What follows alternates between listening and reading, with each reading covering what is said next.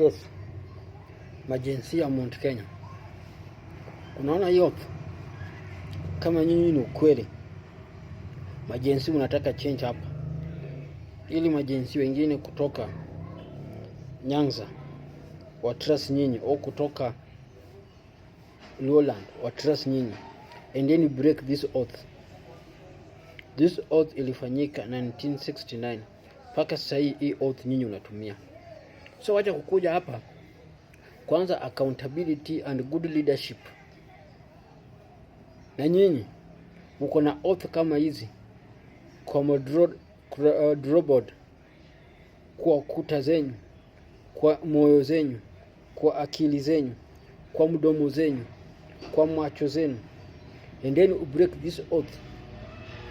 Jensi ya Mount Kenya, jensi Mount Kenya, unajifanya you are troubleless, you are leaderless, you are talkless, you are everythingless.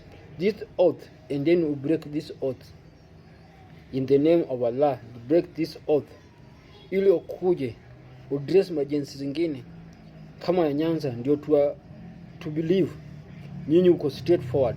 Lakini kama hii oath bado iko, uja break, wazenyu uja break, na nyinyi unatuambia hapa to support, forget, sahau. Na kuna chochote tutaamini kutoka kwa mdomo yenu, kutoka kwa akili yenu, kutoka kwa roho zenu, mpaka hii oath nyinyi majensi ubreak.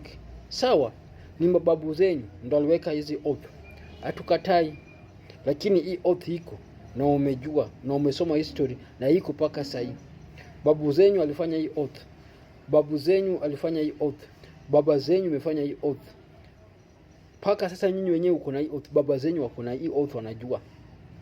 If you want us to trust you, majensi kutoka Central, majensi kutoka Mlima Kenya, majensi ya Kikuyu, this oath and then break. I am repeating myself again. If jensi kutoka Kikuyuni land, if you want us to trust you, to believe you, to follow you, to move one Kenya forward, go and break this oath in the name of God. Go and break this stupid oath in the name of God. Go and break this useful law in the name of God. Go and break this nonsense of oath in the name of God. Go and break this trouble sea in the name of God. Go and break this nonsense. If you want us to believe you, if you want us to trust you, if you want us to be friends, if you want us to be one Kenya, if you want us to be one people, if you want us to be one party, if you want us to be one nation, go and break this law. Go and break this oath. Wazee, vijana, wamama, watoto kutoka Mount Kenya, all of you, go and break this law.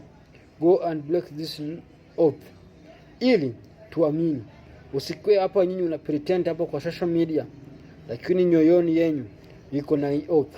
Usikwe hapa nyinyi una pretending hapa kwa TikTok, kwa Instagram, kwa Twitter, kwa Facebook, lakini moyoni iko bado hii oath.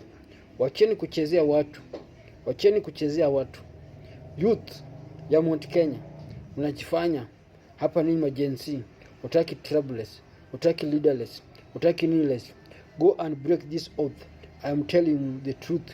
Hii oath ukibreak, we can think twice now. Kama hii oath bado iko, we don't think twice, we think once. Kwa sababu vitu unasema kwa mdomo zenyu na vitu ziko hapa na vitu ziko kwa akili zenyu ni vitu tatu tofauti. Hii oath bado iko hapa kwa roho yenu. Hii oath bado iko hapa kwa akili yenu, lakini kwa mdomo zenyu una pretend ili watu wajue nyinyi watu wazuri, na hakuna uzuri yote. Na nimesema kama umeona inakufurahisha, meza wembe.